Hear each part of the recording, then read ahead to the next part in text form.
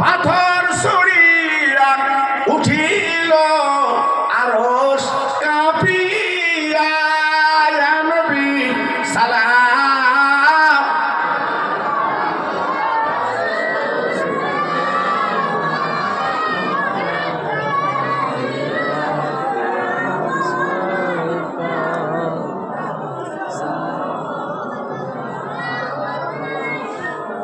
আরবের মরুর ময়দানে পাঠালেন আল্লাহ তোমারে, আব্দুল্লাহ ছিরিল উঠিরে আমিনা মায়ের উদারে, ইয়া নবী সালাম, ইয়া রাসূল সালাম, ইয়া হাবিব।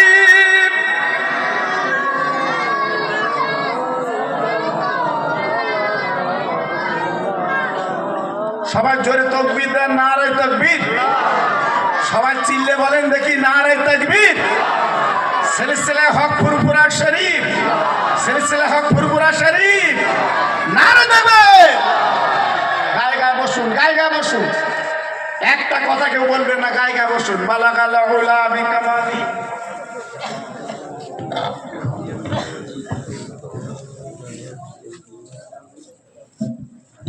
ভাইরা, আমি যে কথা আপনাদের বলছিলাম, আমার বিশ্ব নবীর দুটো নাতির কথা বলছিলাম, সেই নবীজির নাতির নানিমা, যেনার নাম হচ্ছে আম্মা খাদিজাতুল কুবরা রাদিয়াল্লাহু তাআলা আনহা, আমার নবীর জন্যে আজকের সর্বস্ব দিয়ে, জি সব কিছু দিয়ে, আহা, যিনি ছিলেন মদিনার কোটিপতি, সেই আম্মা খাদিজাতুল কুবরা রাদিয়াল্লাহু তাআলা আনহা, তিনি গরিব ইন্তেকালের 3 দিন আগে আল্লাহ নবীর গলাখানা জড়িয়ে আম্মা খাদিজাতুল কুবরা ডেকে বলেছিলেন,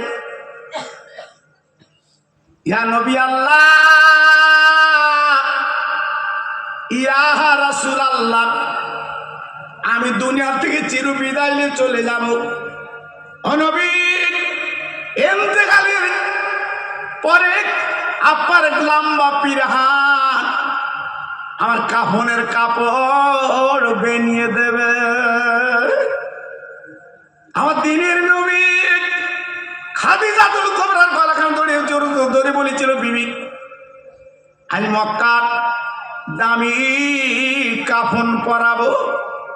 ও খাদিজা, আমার লম্বা পিরহান তুমি নেবে কেন বলো?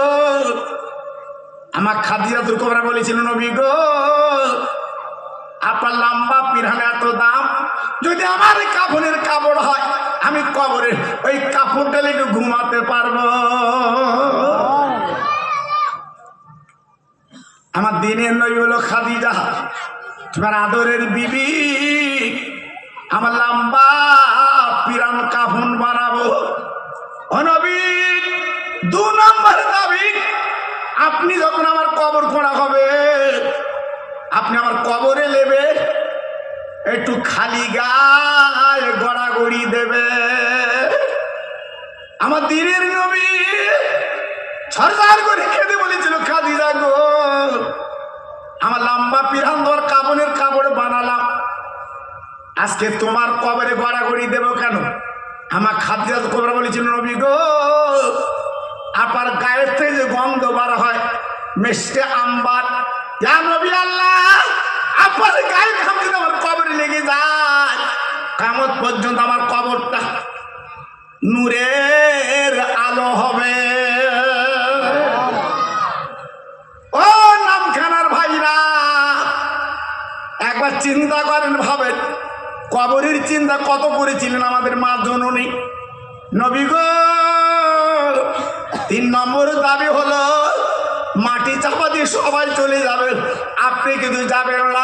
কবরের কাছে দাঁড়িয়ে মনকে নবী সওয়াল করবেন, আপনি মনকে নাকি উত্তরটা আপনি আমার স্বামী নবী দিয়ে দেবেন। আমার নবী পাক রহমতের নবী দেখে বলল, খাদিজা, মুনকার নকির সওয়ালের জবাব তো তোমার দিতে হবে। বলছে না হুজুর আপনি দিয়ে দেবে। কেন? যখন মুনকার নকির বলবে মান রব্বুকা, আমি জীবনে তো আল্লাহকে দেখিনি, হ্যাঁ আমি কি করে উত্তরটা দেব? আপনি অন্তত উত্তরটা দিয়ে দেবেন। আমার খাদিজাতুল কুবরা ইন্তেকাল করলেন, আমার নবী পাক গোসল দিয়ে দিলেন, জানাজা পড়বেন বাবা, নিজে লম্বা পিরান কাপড় বানিয়ে দিলেন। এইবার কবরে শোয়ার আগে আমার বিশ্ব নবী খালি গায়ে লেবে 3 বার গড়াগড়ি করলেন। আম্মা খাদিজাতুল কুবরার কবরে আম্মা জানকে শুবিয়ে দেওয়া হলো। দেওয়ার পরে তাকে মানুষ মারা গেলে মুখটা পশ্চিম দিকে থাকে, আম্মা খাদিজাতুল কুবরার মুখটা আসমানের দিকে।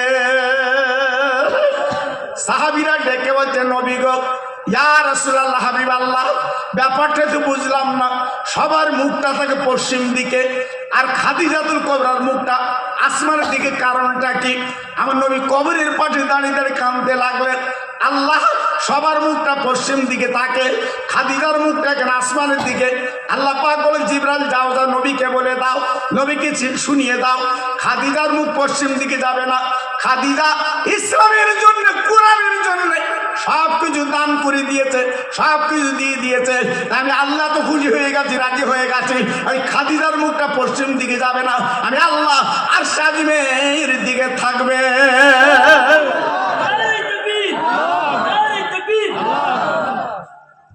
কি নারী,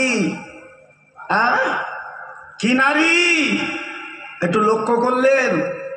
আম্মা খাদিজাতুল কুবরার কবরটা আল্লাহ আমার চোখে দেখিয়েছেন। আমি নিজে চোখে দেখেছি বাবা, আমি নিজের চোখের পানি আটকাতে পারিনি, আমার চোখের পানিগুলো দর দর করে পড়েছে বাবা। জি, আজকের বলছি তিনি কেমন নারী ছিল। সবাই চলে গেল বাবা, আম্মা খাদিজাতুল কুবরার কবরের সামনে আমার বিশ্ব নবী তিনি দাঁড়িয়ে আছেন। না না না না না না, আল্লাহ নবী সাহাবীরা চলে যাচ্ছে, আমার নবী পাক দাঁড়িয়ে আছে বাবা। 1 ঘন্টা দাঁড়িয়ে আছে, 1.5 ঘন্টা দাঁড়িয়ে আছে, মুনকার নকির কবরে আসে না। যেহেতু কথা দেওয়া ছিল মুনকারের সওয়ালের জবাবটা আমার নবী দিয়ে দেবেন, কিন্তু আসে না কেন? ব্যাপারটা কি? আল্লাহ পাক দেখে বলে নবী গো, আমি বাড়ি যান, বাড়ি যান, কবরের সামনে আপনি থাকবেন না। ও নবী,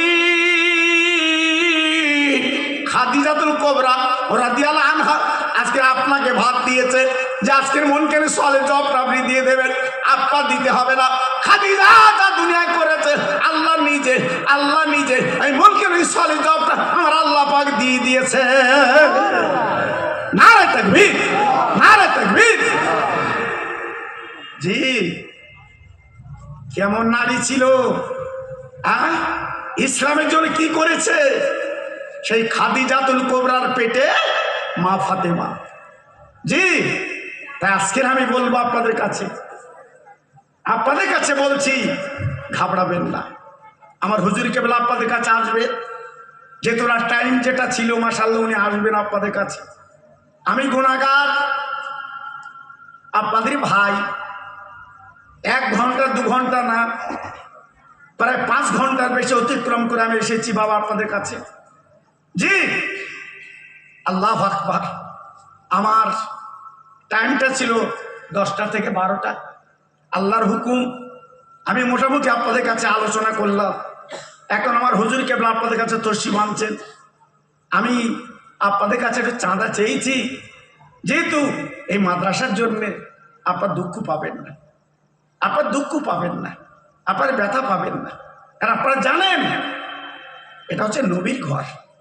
আপনার যে অকাতরে কিছু দিয়েছে, তবে উচিত ছিল লাস্টে তোলা, উচিত ছিল ফজরের আগে এই চাঁদা তোলা। কিন্তু আমার ভাইরা আমাকে একটু আলোচনা করলেন, বললেন আমি গুনাহগার, একটু খেদমত করলাম, আপনার দুঃখ পাবেন না। খবরদার নিজেরা কলহ করবেন না, এটা কারুর দোষ না। আল্লাহর নবীর ঘরে একটু অকাতরে চাওয়া হয়েছে, আপনারা কিছু দিয়েছে। আমার পরে আমার পিসা হুজুর কেবলা তিনি আসছে, আবার হুজুর কেবলার পরে শেষ বক্তা তিনি আপনাদের কাছে চাবেন, অকাতরে দেবেন। যেহেতু এত সুন্দর মাহফিল, এত সুন্দর অ্যারেঞ্জমেন্ট। জি আমার ভাইরা আপনারা করেছেন, এর গুরুত্ব দেন, এর মহত্ব দেন, এর ইজ্জত দেন। জি নইলে আপনাদের বেকার হয়ে যাবে। আপনারা যে দান করলেন, সুন্দর মাহফিলটা সাজালেন, বেকার হবে বাবা। জি এজন্য বলছি আপনারা কেউ ওদিকে ওদিকে থাকবেন না, সবাই চলে আসে। এখন আমার হুজুর কেবল আপনাদের কাছে আসছেন, তিনি আলোচনা করবেন এবং ফুরফুরা শরীফের দোয়া জি আজকের আপনাদের কাছে দেবেন। মাশাআল্লাহ। তাই প্রত্যেক ভাইকে বলছি, আপনার এদিক ওদিক সময়টা নষ্ট করবেন না, আর থাকবেন না। প্রত্যেক ভাই যারা এখনো বাইরে এদিক ওদিক আছে, জি দেখতে দেখতে 12টা পার করলাম, প্রত্যেকে চলে আসে। একটা ভাই এদিক ওদিক থাকবেন না। একটু জোরে সোরে তকবির দেন তো দেখি, নারায়ে তকবির। আর একটু জোরে দেন দেখি, নারায়ে তকবির। আমার পিসা হুজুর কেবলা, আমার পিসা হুজুর কেবলা।